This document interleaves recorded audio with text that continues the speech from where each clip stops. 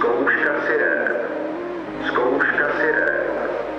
Za několik minut proběhne zkouška sirén.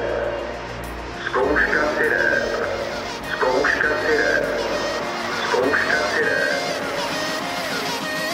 Když mocní nehrají s veřejností fér, bráníme jich.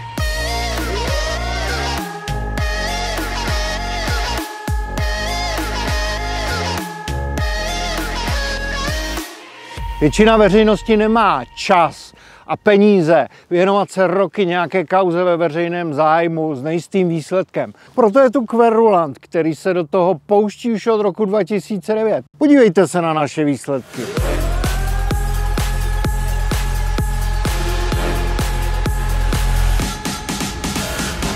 Jekot sirény vyjadřuje nějaké nebezpečí.